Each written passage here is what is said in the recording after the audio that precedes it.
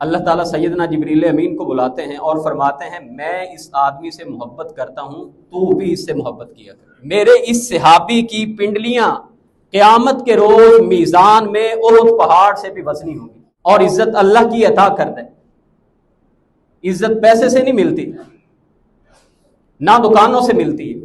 اس حدیث میں نبی رحمت علیہ السلام نے فرمایا اللہ سے یہ بھی پناہ مانگا کرو، من الفقر، غربت سے، فقیری سے، والقلت، مال کی کمی سے، اور ذلیل ہونے سے پناہ مانگا کرو۔ سیدنا فاروق اعظم نے کہا تھا اے عبیدہ کہ ہم ذلیل و خوار قوم تھے، ہمیں اگر عزت دی ہے تو اسلام نے دی ہے، ہمیں عزت اس لباس نے نہیں دی۔ عمر تو اسی خطاب کا بیٹا ہے، تیرا باپ تجھے 5 اونٹ چرانے کے لیے بھیجتا تھا، تجھ سے ایک لائن میں سیدھے نہیں لگتے تھے۔ یہ اسلام کی برکت ہے کہ آج دنیا میں تیرا نام سن کے دشمن تھر تھر کانپ رہا ہے۔ اس کی واہ واہ بلے بلے سوشل میڈیا پہ تو ہو سکتی ہے، لیکن اللہ اور اس کے رسول کی نگاہ میں یہ ذلیل و خوار ہے آدمی۔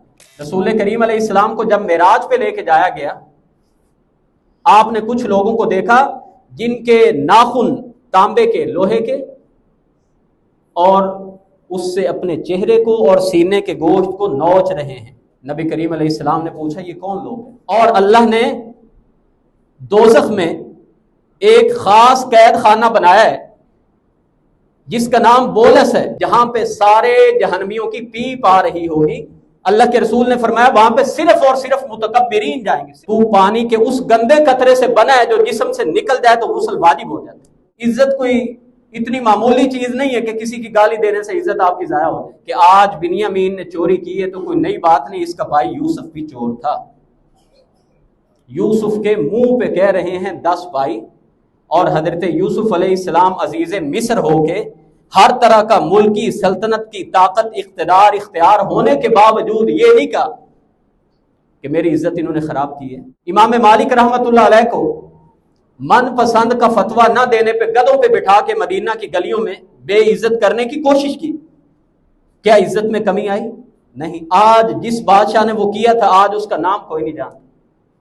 ہر مسجد کی لائبریری میں موطا امام مالک حدیث کی کتاب آپ کو پڑھی نظر آئے گی۔ اعوذ باللہ السمیع العلیم من الشیطان الرجیم، بسم اللہ الرحمن الرحیم، وتعز من تشاء وتذل من تشاء بيدك الخير انك على كل شيء قدیر۔ تو جسے چاہتا ہے عزت عطا کرتا ہے، تو جسے چاہتا ہے ذلیل کر کے رکھ دیتا ہے۔ کل کی کل خیر تیرے ہاتھ میں ہے، بے شک تو ہر ایک چیز پہ قادر ہے۔ دنیا میں بڑی بڑی جنگیں صرف اپنی عزت کی خاطر لڑی گئی۔ آج بھی بڑی سے بڑی لڑائی، جھگڑا، فساد، کورٹ کچہری کے چکر، وجہ کوئی اور نہیں ہوتی، وجہ صرف اور صرف اپنی عزت ہوتی ہے۔ جو آیت مبارکہ سورہ آل عمران کی 126 نمبر آپ کے سامنے تلاوت کی ہے، اس میں اللہ تعالیٰ فرماتے ہیں کہ عزت ذلت یہ آسمان سے اتاری ہوئی چیز ہے۔ اللہ جسے چاہتا ہے اصل عزت والا وہ ہے، جسے اللہ چاہتا ہے عزتیں عطا کرتے ہے، اور جسے اللہ کی ذات چاہتی ہے اسے ذلیل کر دیتے۔ ایک غزوے میں رسول کریم علیہ السلام کے ساتھ صحابہ میں کچھ تو تکرار ہو گئی۔ مہاجر صحابی نے انصاری صحابی کو ایک لات مار دی، اور انصاری نے اپنے انصار قبیلے کو بلایا، مہاجر نے مہاجرین کو بلایا۔ نبی کریم علیہ السلام کو خبر ملی تو آپ نے فرمایا یہ تم نے اپنی اپنی برادریوں کو اور قوموں کو بلا کے کیا جاہلیت کے بول بولے؟ نبی کریم علیہ السلام نے اس معاملے کو دفع رفع کرا دیا، لیکن رئیس المنافقین بھی اس جنگ میں ساتھ تھا۔ اس نے کہا لئن رجعنا الى المدینة لیخرجن الاعز منها الاذل، کہ ہمیں ذرا واپس مدینہ جا لینے دیں، ہم جو عزت والے لوگ ہیں وہ کم عزت لوگوں کو، بے قدر لوگوں کو مدینہ سے نکال دیں گے۔ منافق نے کہا کہ عزت والے ہم ہیں اور بے قدر اہل ایمان کو نبی کریم علیہ السلام کے ساتھیوں کو قرار دیا۔ بیٹا عبداللہ صحابی رسول تھا، اس نے کہا میرے باپ اللہ کی قسم تو یہاں سے واپس مدینہ میں داخل نہیں ہوگا جب تک اپنی زبان سے اقرار نہ کرے کہ ہم ذلیل ہیں، منافق اور اللہ کے رسول اور آپ کے ساتھی عزت والے۔ اور عبداللہ نے یہ پھر بولے۔ اللہ تعالیٰ نے اسی آیت مبارکہ میں فرمایا کہ منافقین کی ایسی باتیں کرنے سے کچھ نہیں ہوتا، اصل میں عزت اللہ کی، اور اللہ نے جن کو عزت عطا کر دی صرف عزت ان کی، اور اللہ نے اہل ایمان کی جو عزت دنیا میں رکھی ہوتی ہے، حدیث میں آتا ہے کہ جب اللہ رب العزت کسی آدمی سے محبت کرتے ہیں، اللہ تعالیٰ سیدنا جبریل امین کو بلاتے ہیں اور فرماتے ہیں میں اس آدمی سے محبت کرتا ہوں، تو بھی اس سے محبت کیا کر۔ جبریل امین علیہ السلام جاتے ہیں آسمانوں میں، صدا لگاتے ہیں کہ فلاں فلاں آدمی سے اللہ محبت کرتے ہیں، تم بھی محبت کیا کرو۔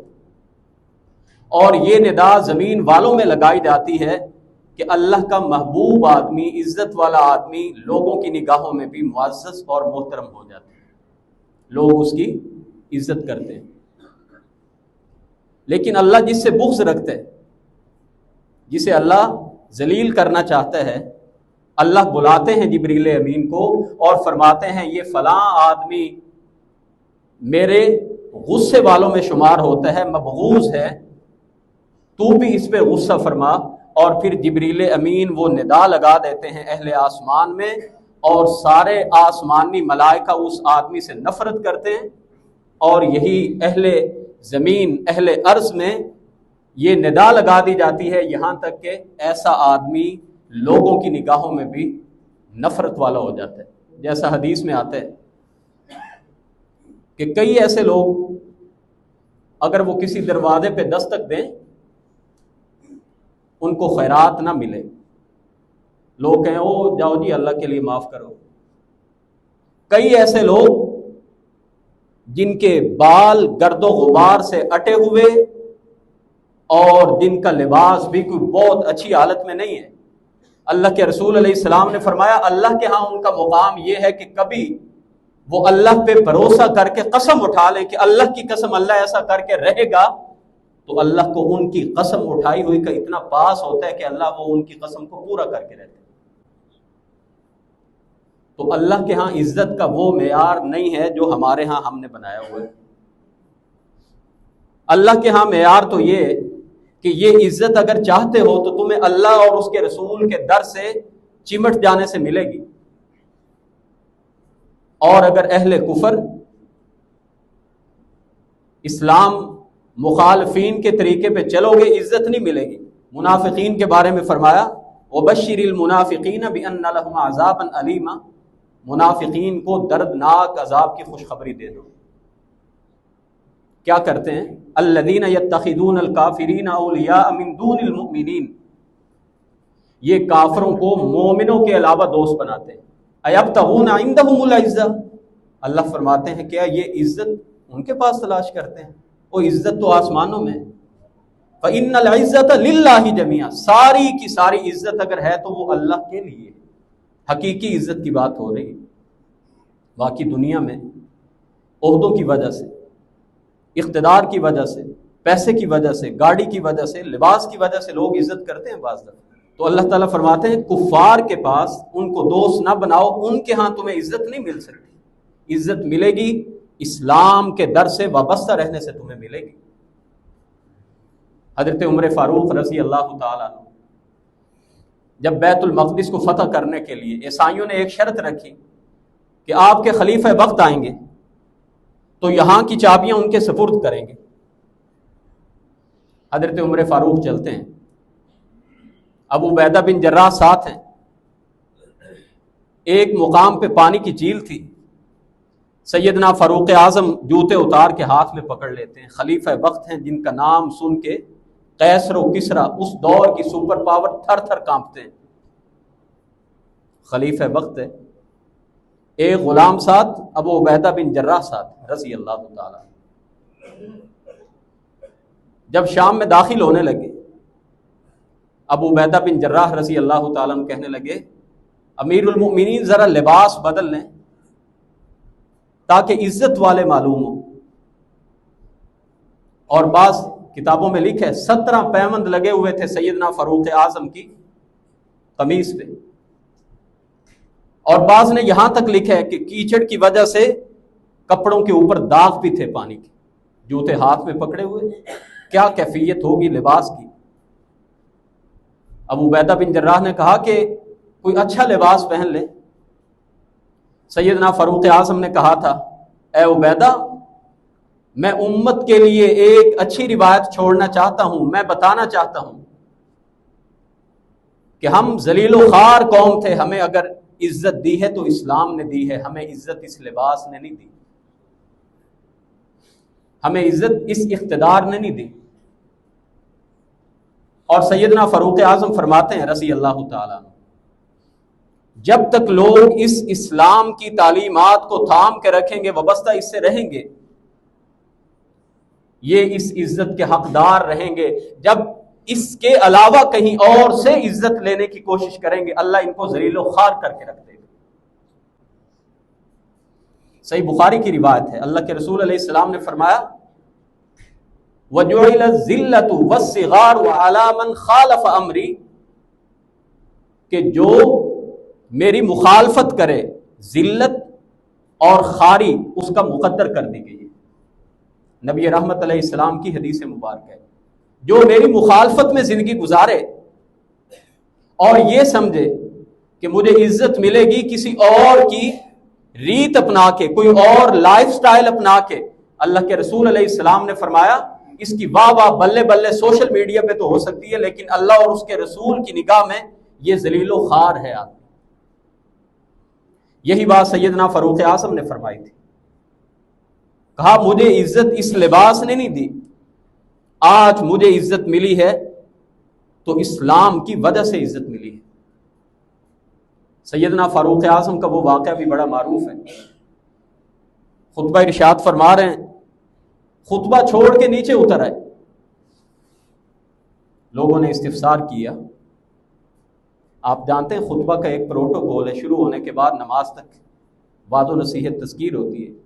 تو کسی نے کہا ابھی وقت نہیں ہوا، آپ نیچے تشریف لے آئیں. فرمانے لگے بس کھڑے کھڑے میرے دل میں یہ خیال آیا کہ عمر آج تیری کتنی ہیبت ہے، دنیا تیرے نام سے کانپتی ہے.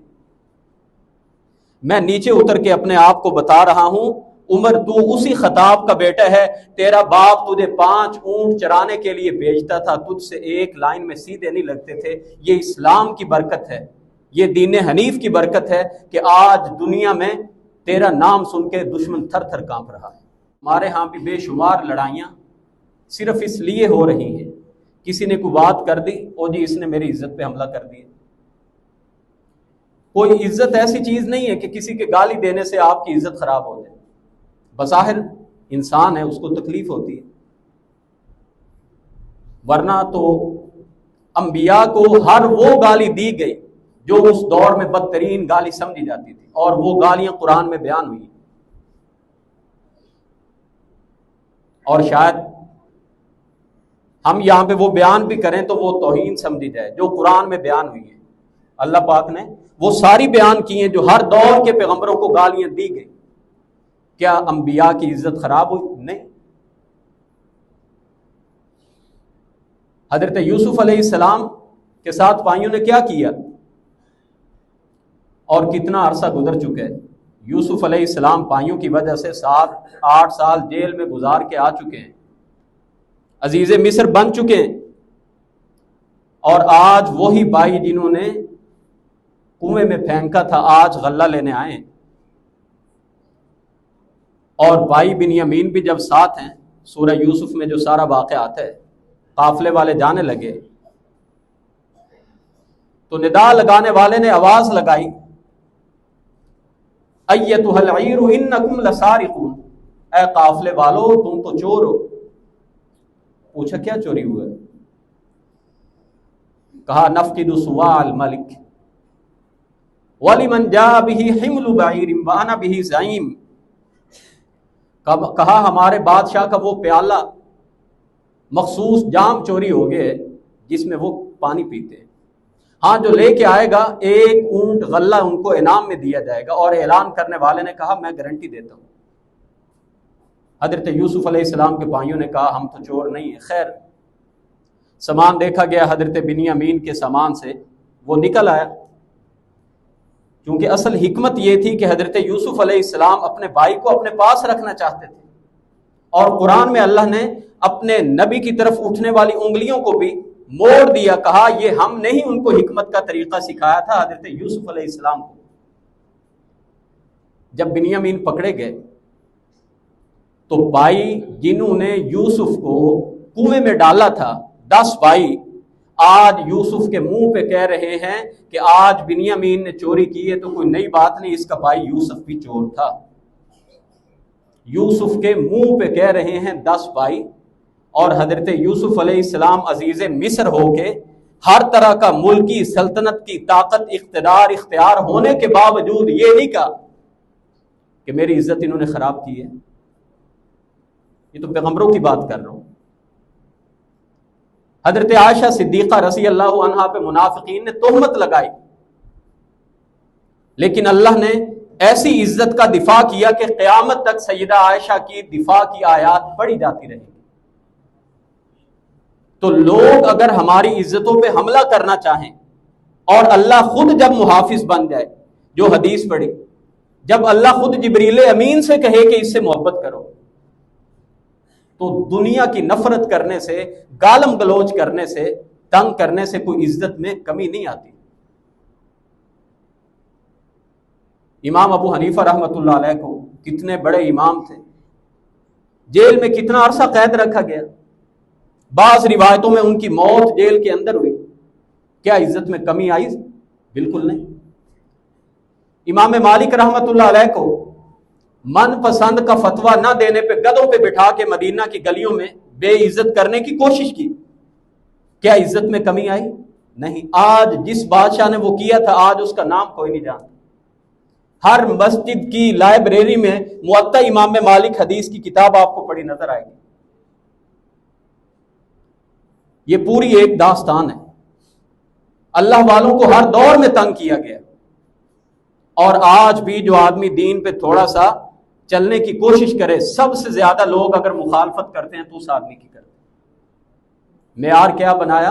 او جی اصل عزت والے تو وہ ہیں جو مغرب کی پیروی میں چل رہے ہیں، اور دیندار طبقے کو تو سمجھا جاتا ہے یہ معاشرت، یہ تو گویا معاشرے سے کٹ گئے، ان کو تو پتہ ہی نہیں ترقی چیز کیا ہوتی ہے۔ تو یاد رکھیے، آج بھی عزت حقیقی معنوں میں اگر ہے تو وہ اہل ایمان کی ہے، اور عزت اللہ کی عطا کرتا ہے۔ عزت پیسے سے نہیں ملتی، نہ دکانوں سے ملتی ہے، اور جو ذلت ہے یہ جن اعمال سے آتی ہے۔ اللہ نے اہل کتاب کے بارے میں بھی وہ بھی تھوڑا سا اشارہ کیا ہے، ضربت علیہم الذلۃ والمسکنۃ، یہودیوں پہ ذلت یعنی بے عزتی تھوپ دی گئی، اور مسکینی بھی، اور یہ اللہ کے غضب کے ساتھ پلٹے۔ کیوں؟ پہلی بات، یکفرون بآیات اللہ، یہ اللہ کی آیتوں کا انکار کرتے تھے۔ وَيَقْتُلُونَ النَّبِيِّينَ بِغَيْرِ الْحَقِّ، یہ اللہ کے نبیوں کو ناحق قتل کرتے تھے۔ ذَلِكَ بِمَا عَصَوْا، ان پر اللہ کی طرف سے ذلت کیوں مسلط کی گئی؟ یہ نافرمانیاں کرتے تھے۔ وَكَانُوا يَعْتَدُونَ، یہ شریعت کی مقرر کردہ حدوں کو اپنی مرضی سے آگے اس سے گزرنے کی کوشش کرتے تھے۔ بطور مسلمان کے ہمیں اہل کتاب کا پس منظر اور ان کی ذلت کی وجہ بیان جو رب نے کی ہے اس کو سامنے رکھ کے ہمیں اپنا جائزہ لینا چاہیے کہ ہم وہ کام تو نہیں کر رہے جو اہل کتاب کرتے تھے اور اللہ نے ذلت ان کا مقدر کی۔ اگر ہمارے اندر بھی نافرمانی ہے تو پھر ہمیں اپنی اصلاح کرنی ہوگی۔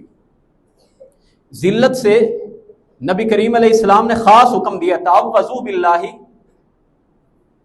من الفقر والقلۃ والذلہ، اللہ سے پناہ مانگا کرو۔ کس بات سے؟ عذاب قبر سے تو پناہ مانگتے ہیں، جہنم سے بھی پناہ مانگتے ہیں، بڑی بڑی چیزوں سے مسنون دعائیں پناہ مانگی جاتی ہیں، لیکن اس حدیث میں نبی رحمت علیہ السلام نے فرمایا اللہ سے یہ بھی پناہ مانگا کرو، من الفقر، غربت سے، فقیری سے، والقلۃ، مال کی کمی سے، اور ذلیل ہونے سے پناہ مانگا کرو۔ ذلیل ہونے سے نبی کریم علیہ السلام کی دعاؤں میں سے ایک دعا ہے، اللہم ارزق آل محمد قوتا، اللہ میری امت کا رزق اتنا لازمی کر دینا کہ جس سے ان کی گزر بسر زندگی اچھی گزر سکے۔ تو یہ دعا کرنی چاہیے۔ دنیا کی بہتری نبی کریم علیہ السلام کی دعاؤں میں جو افضل ایک دعا ہے، حضرت انس صاحب کے خادم بیان کرتے ہیں، آپ ایک دعا جو بہت زیادہ کرتے تھے، ربنا آتنا فی الدنیا حسنہ وفی الآخرۃ حسنہ، آخرت سے پہلے دنیا کی بھلائی مانگتے ہیں، اور دنیا اگر اچھی ہو، اللہ اتنی وسعت دے دے، اتنی فراخی دے دے کہ انسان سود کی طرف نہ جائے، انسان کو پیسہ کمانے کے لیے جھوٹ کے سہارے نہ لینے پڑے، تو یہ اس کی بڑی کرم نوازی ہے۔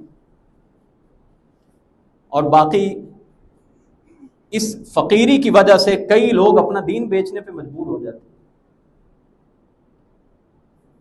وہ ایک شعر میرے ذہن میں آ رہا ہے، اور اس میں بات بڑے اچھے انداز میں سمجھ آ سکتی ہے۔ پنج رکن اسلام دے تے چھواں فریدہ ٹک،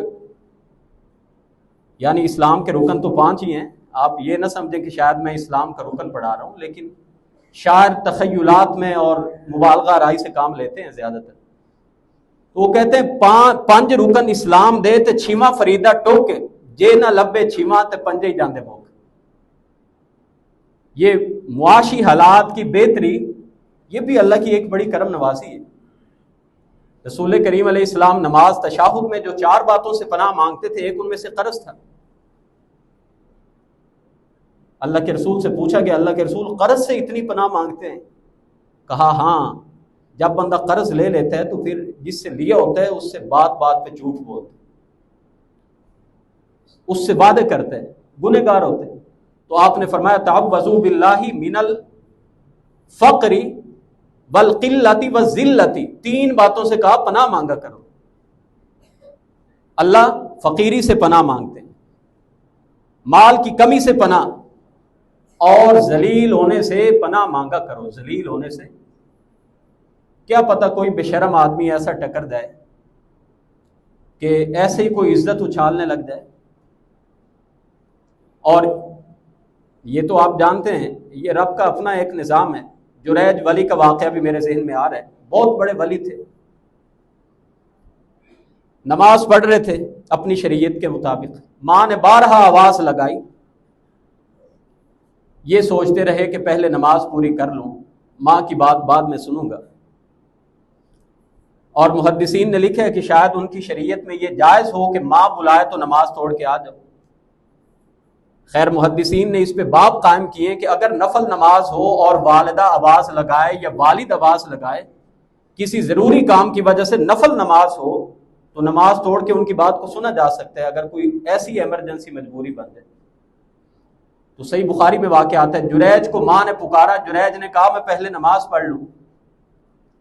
ماں غصے میں آئی، ماں نے بد دعا دی، جریج تیری موت نہ ہو جب تک تیرے اوپر بدکاری کی تہمت نہ لگے۔ ایک عورت نے بدکاری کی، بچہ ہوا، لوگوں نے پوچھا کس کا بچہ ہے؟ کہنے لگی جریج ولی کے۔ لوگ آئے، معبد خانے پہ حملہ کیا، گرا دیا، کہنے لگے مجھے صرف 2 نفل ادا کرنے دو۔ اللہ کے سامنے ماتھے کو رکھا، اللہ کے آگے التجا کی، اللہ میں نے تو ماں کی نافرمانی نہیں کی، اللہ معافی چاہتا ہوں۔ اللہ سے بات گفتگو دعا کر کے اس بچے کے پاس گئے اور اس سے پوچھا بیٹا بتاؤ تمہارا باپ کون ہے؟ تو اس نے کہا میرا باپ وہ فلاں بکریوں کا چرواہا ہے جو بکریاں چرا رہا ہے۔ اگرچہ اللہ نے ان کی مدد کی اور ان کی عزت کی پاسداری کی، لیکن میں عرض یہ کر رہا ہوں کہ کوئی بھی ایسا آدمی اٹھے اور کسی کی عزت پہ حملہ کر دے تو اسی لیے رب سے دعا مانگا کریں کہ اللہ ہمیں ذلیل ہونے سے محفوظ فرما۔ یہ آپ نے حکم دیا تھا تعوذوا باللہ، رب سے پناہ مانگا کرو. اور نبی کریم علیہ السلام نے ایک تو حکم دیا، دوسرا آپ کی اپنی دعا ہے، یہی دعا اللہم انی اعوذ بک من الفقر والقلۃ والذلۃ، اللہ میں تجھ سے پناہ مانگتا ہوں فقیری سے، اللہ پناہ مانگتا ہوں مال کی کمی سے، اللہ پناہ مانگتا ہوں ذلت سے، اور اللہ پناہ مانگتا ہوں کہ میں کسی پہ ظلم کروں، اور اس بات سے بھی پناہ مانگتا ہوں کہ میرے اوپر کوئی ظلم کرے. یہ ہمیں دعا مانگنی چاہیے. جب عزت رب کی عطا کر دے تو اس عزت کو یہ ذہن میں رکھیں کہ ہم خراب کرنا بھی چاہیں تو کسی کی عزت خراب نہیں ہو سکتی. جیسے میں نے ابتدا میں عرض کیا، پیغمبروں کے ساتھ جو کچھ ہوتا رہا، کیا ان کی عزت خراب ہوئی؟ اللہ نے ان کی شہرت، ان کا مقام، ان کا مرتبہ اور بلند کر دیا. لیکن اس کو بہت بڑا جرم قرار دیا کہ اگر کوئی صاحب یہ کہیں جی میں اس کی عزت کی ایسی کی تیسی پھیر دوں گا، یہ اللہ کو پسند نہیں ہے. تعز من تشاء وتذل من تشاء، جب رب یہ فرما رہے ہیں کہ عزت ذلت میرے ہاتھ میں ہے، تو جو اختیارات رب کے ہیں، اگر رب نے کسی کو عزت دی ہے اور کوئی اٹھ کے کہے کہ میں اس کو ذلیل کر دوں، بہت بڑا جرم ہے. رسول کریم علیہ السلام کے پاس کچھ اعرابی آئے، دیہات کے لوگ، کچھ گناہوں کے بارے میں پوچھا. عرض کیا اللہ کے رسول کیا یہ گناہ ہے، کیا یہ بات گناہ ہے؟ ذکر نہیں ہے کہ کیا سوال پوچھے، بس یہ پوچھتے رہے کہ کیا فلاں بات گناہ ہے، فلاں بات گناہ ہے. آپ سننے کے بعد آپ نے فرمایا جو سوال تم نے کیے ہیں ان میں سے کوئی گناہ نہیں ہے، ہاں گناہ کا کام صرف یہ ہے کہ کسی مسلمان بھائی کی عزت کو خراب کرنا. رسول کریم علیہ السلام کو جب معراج پہ لے کے جایا گیا، آپ نے کچھ لوگوں کو دیکھا جن کے ناخن تانبے کے، لوہے کے، اور اس سے اپنے چہرے کو اور سینے کے گوشت کو نوچ رہے ہیں. نبی کریم علیہ السلام نے پوچھا یہ کون لوگ ہیں؟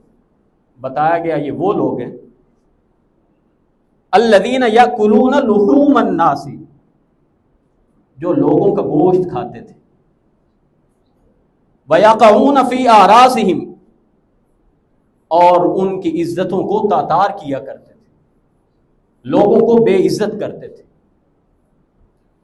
لوگوں کا گوشت کھانے سے مطلب یہ ہے غیبت کرتے تھے. غیبت بھی دوسروں کو ذلیل کرنے کا ہمارا ایک ایسا پلان ہوتا ہے جس میں ہم خود ہی بیٹھ کے خوش ہو رہے ہوتے ہیں، اگلے بندے کو کوئی فرق نہیں پڑ رہا. تو اللہ کے رسول علیہ السلام نے فرمایا، جب آپ نے پوچھا تو بتایا گیا یہ وہ لوگ ہیں جو اپنے بھائیوں کا گوشت کھاتے تھے. کئی احباب تو کہتے ہوں گے جی ہمارے گھر میں تو پورا ہفتہ ہی گوشت نہیں بنتا، سبزیاں ہی ہم پکاتے ہیں. لیکن غور کریں تو ممکن ہے پورے ہفتے میں صبح دوپہر شام بندوں کا گوشت پک رہا ہو. غیبت، چغلی، اس کے علاوہ کام ہی کوئی نہیں. اور نبی کریم علیہ السلام نے کیا فرمایا؟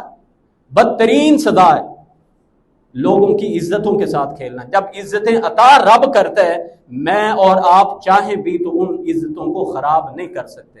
اور ایک حدیث میں جس میں آیا ہے کہ 72 درجے ہیں سود کے، ان میں سے سب سے بڑا گناہ کیا بیان ہوا؟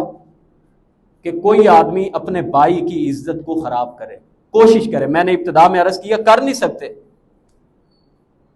سکتے جتنی بھی کوشش کر لیں، لیکن کیا پتہ کوئی آزمائش کسی پہ آئی ہو. کوئی جس طرح بندہ کہہ رہا تھا جو ہو سو اللہ کرے، جو ہو سو اللہ کرے، تو کوئی پاگل سن رہا تھا، اس نے کہا ذرا میں دیکھوں تو صحیح یہ جو کہہ رہے ہر کام ہی اللہ کرے. اس نے پتھر اٹھا کے سر پہ دے مارا. تو اس آدمی نے دیکھا کہ کس نے یہ کام کیا ہے، تو پتھر پھینکنے والے نے کہا کہ تم تو کہہ رہے ہو جو ہو سو اللہ کرے، تو میری طرف کیوں دیکھتے؟ انہوں نے کہا میں یہ تو سمجھتا ہوں جو کام بھی ہوگا اللہ کے اذن سے ہوگا، لیکن میں دیکھ رہا ہوں کہ درمیان میں منہ کالا کس کا ہوا ہے، یہ لعنت کس کے اوپر ملنی تھی.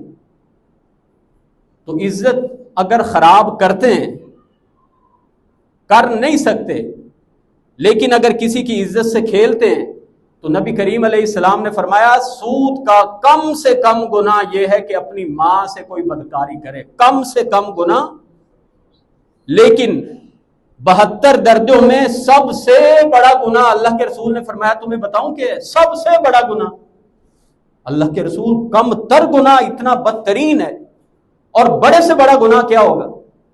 آپ نے فرمایا اپنے مسلمان بھائی کی بے عزتی کرنا۔ نبی کریم علیہ السلام نے بیت اللہ کو مخاطب ہو کے فرمایا تھا ایک مومن کی عزت تجھ سے زیادہ ہے، بیت اللہ سے زیادہ ہے۔ آج ہم نے اپنے جو پیمانے عزت کے ذلت کے بنائے ہوئے ہیں، مجموعی طور پہ ہم جس کو عزت سمجھتے ہیں وہ ہماری عزت نہیں ہوتی، ذلت ہوتی۔ تو دوسروں کی عزتوں کے ساتھ کھیل کے کبھی بھی ہم عزت نہیں پا سکتے۔ اگر چاہتے ہیں ہماری عزتیں محفوظ رہیں، دوسروں کی عزت کرنے لگ جائیں، یہ بھی اللہ کا ایک نظام ہے۔ آپ دوسروں کی عزت کریں، اللہ بدلے میں آپ کی عزت میں اضافہ کر دیتے ہیں۔ اور عزت ملتی ہے عاجز لوگوں کو۔ عزت کا یہ مطلب نہیں ہے کہ آپ بڑا اچھا لباس پہنیں اور چوڑے ہو کے پھریں جی میں بڑا عزت والا ہوں، اور عزت وہ بھی نہیں ہوتی کہ آپ منہ سے بول کے کہیں جی میں فلاں چودھری اور فلاں فلاں فلاں۔ وہ غالب نے کہا تھا کوئی بتائے کہ ہم بتائیں کیا؟ وہ کون سا تعارف ہے جو آپ اپنے منہ سے ہی بتا رہے ہیں جی ہم فلاں فلاں فلاں چودھری صاحب ہوتے ہیں؟ تو منہ سے عزت کرانے کا کیا فائدہ ہے؟ اصل عزت وہ ہے جو لوگ آپ کے بارے میں بات کریں۔ تو میں یہ عرض کر رہا ہوں کہ جو عزت ہے یہ عاجزی سے آتی ہے، بڑا پن بنانے سے، تکبر لے کے آنے سے عزت تباہ ہوتی ہے، عزت آتی نہیں ہے۔ من تواضع للہ رفعہ اللہ، اللہ کے رسول علیہ السلام نے فرمایا جو رب کے لیے جھک جاتا ہے، اپنے آپ کو چھوٹا سمجھتا ہے، تواضع اختیار کرتا ہے، اللہ اس کی شان بلند کر دیتے ہیں۔ اور اگر کوئی آدمی شہرت کہ اس سے میں عزت والا نظر آؤں، لباس سے عزت والا نظر آؤں، تو لباس سے تو عزت نہیں ملتی۔ ہاں عزت ملتی ہے آپ کے کردار سے، آپ کے اعمال سے۔ عبداللہ بن مسعود مسواک اتارنے کے لیے ایک درخت پہ چڑھے، جلیل القدر صحابی ہیں، اتنی باریک پنڈلیاں کے صحابی کچھ دیکھ کے ہنسنے لگ گئے۔ رسول کریم نے پوچھا کیوں ہنستے ہو؟ بتایا اللہ کے رسول عبداللہ بن مسعود کی پنڈلیوں کو دیکھ کے ہنس رہے ہیں۔ آپ نے فرمایا تم باریک پنڈلیوں کو دیکھ کے ہنس رہے ہو، میرے اس صحابی کی پنڈلیاں قیامت کے روز میزان میں احد پہاڑ سے بھی وزنی ہوں گی۔ ایک آدمی گزرا بڑے اچھے لباس میں، نبی کریم علیہ السلام نے پوچھا ہاں صحابہ کیا رائے ہے اس کے بارے میں؟ اللہ کے رسول یہ کسی کے گھر نکاح کا پیغام بھیجے، اس کے اچھے لباس اور اس کے مالی سٹیٹس کی وجہ سے لوگ فوری ہاں کر دیں، کوئی بات کرے لوگ کان لگاتے ہیں، کیا بات کر رہے ہیں جناب؟ چودھری صاحب کی گل کر رہے ہیں، جی جی فرماؤ جی، یہ پروٹوکول ہمارے ہوتے ہیں۔ تو اگر وہ کوئی بات کرے تو لوگ کان لگائیں، مشورہ دیں تو لوگ مشورے کو قبول کریں۔ ایک اور غریب آدمی گزرا، نبی کریم علیہ السلام نے پوچھا اس کے بارے میں تمہاری کیا رائے ہے؟ اللہ کے رسول جس گھر میں نکاح کا پیغام بھیجے کوئی اپنی بیٹی نہ دے غربت کی وجہ سے، بات کرے تو لوگ کان نہ لگائیں، اور مشورہ دے تو لوگ مشورہ قبول نہ کریں۔ اللہ کے رسول علیہ السلام نے زبان نبوت سے فرمایا کہ یہ جو بندہ جس کا کہہ رہے ہو نا کہ لوگ بات نہ سنیں، پہلے والا جو بہترین لباس میں تھا اگر ان سے ساری زمین بھر جائے اس ایک بندے کا مقابلہ نہیں کر سکتے، ساری زمین بھر جائے، ھذا خیر، یہ ان سب سے بہتر ہے اگر پہلے جیسے آدمی ساری زمین بھی ان سے بھر دے۔ تو عرض یہ کر رہا ہوں کہ جو عزت کا معیار رب نے ہمیں عطا کیا ہوا ہے اس میں عاجزی ہے، تکبر نہیں ہے۔ اللہ عزتیں جب عطا کرتا ہے تو عزت والے لوگ اور جھک جاتے ہیں، اور تکبر کی تو اللہ نے اتنی بدترین سزا رکھی ہے۔ اللہ کے رسول علیہ السلام فرماتے ہیں دنیا میں تکبر کرنے والے قیامت کے روز چیونٹیوں کی طرح ہوں گے، چیونٹی. اور اللہ نے دوزخ میں ایک خاص قید خانہ بنایا ہے جس کا نام بولس ہے. بولس، اللہ کے رسول نے فرمایا وہاں پہ صرف اور صرف متکبرین جائیں گے، صرف تکبر کرنے والے. اور مزید اللہ کے رسول علیہ السلام نے فرمایا یہ بولس وہ مقام ہوگا جہاں پہ سارے جہنمیوں کی پیپ آ رہی ہوگی. یہ دنیا میں رہ کے تکبر کیا کرتے تھے، بندوں کو زیب ہی نہیں دیتا کہ جو اللہ کی صفت ہے بڑائی، کبریائی، بندہ ہو کے یہ کہہ دی میں بہت بڑا ہوں. اور ایک حدیث میں نبی رحمت علیہ السلام نے فرمایا کہ اللہ تعالیٰ فرماتے ہیں کہ کبریائی یہ میری چادر ہے اور عظمت یہ میرا تہ بند ہے. اور یاد رکھو جس نے ان دو میں سے یعنی کبریائی یا عظمت رب سے چھیننے کی کوشش کی، اللہ فرماتے ہیں میں اس کو دوزخ میں پھینک کے رہوں گا. تو اللہ عزت دے تو پھر انسان میں عاجزی آ جاتی، یہ لوگوں کا اور خدمت گزار بن جاتا. اس کے اندر تکبر نہیں آتا، اس کے اندر پھونک نہیں بھری جاتی، یہ لوگوں کو اپنے سے کم تر نہیں سمجھتا. وہ احمدی کی حیثیت ہے، وہ دفعہ مارو یار ہے تو بندہ یہ اس طرح ہے. یہ باتیں اتنی خطرناک ہیں. نبی کریم علیہ السلام نے فرمایا کہ بعض دفعہ انسان ایسی بات کرتا ہے، صرف ایک بات کرتا ہے اور ایک بات کی وجہ سے اللہ اس کو اتنی گہرائی میں دوزخ میں پھینکتے ہیں، اتنی گہرائی میں جتنی مشرق اور مغرب کی دوری ہے، صرف ایک بات. اکثر آپ نے یہ لفظ سنا ہوگا، اکثر بیٹھے ہوں وہ کہتے ہیں وہ احمدی کی اوقات ہے، احمدی کی اوقات ہے. وہ بندہ پوچھے وہ تیری کی اوقات ہے؟ وہ اوقات ہے کی بندے کی.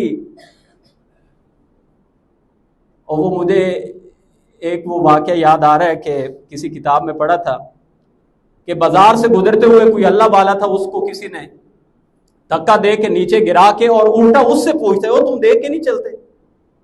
یہ بھی آج کل ہمارے ہاں ایک اور طریقہ ہے، واردات ہے. خود شیطانی کریں، خود گاڑی ہٹ کریں اور خود جا کے ان کو پریشرائز کریں اور تم دیکھ کے نہیں چلتے ہو غلطی اپنی، اور الٹا جا کے ان کو اتنا پریشرائز کر دیں کہ اس بیچارے سے آگے سے بولا ہی نہ جائے.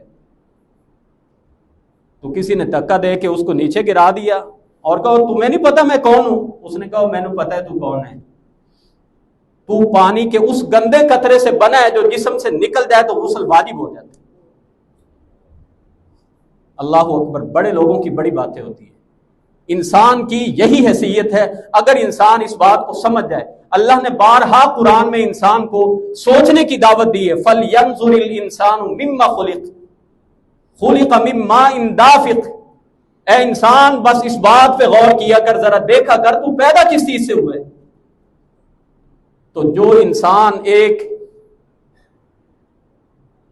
ٹپکنے والے قطرے سے پیدا ہوا ہو اس کو زیب نہیں دیتا کہ وہ مالک الملک جس نے ساری دنیا کی بادشاہتیں جس کے پاس ہیں، عزت ذلت جس کے ہاتھ میں ہے، تو وہ اللہ کے اختیارات کو، اللہ کی صفات کو یہ کہے کہ میں بہت بڑا ہوں. اور اگر کوئی ہمیں کو بات کر لے نا بعض دفعہ تو غمگین نہ ہوا کرے جی اس نے میری عزت خراب کر دی ہے. عزت کوئی اتنی معمولی چیز نہیں ہے کہ کسی کی گالی دینے سے عزت آپ کی ضائع ہو جائے.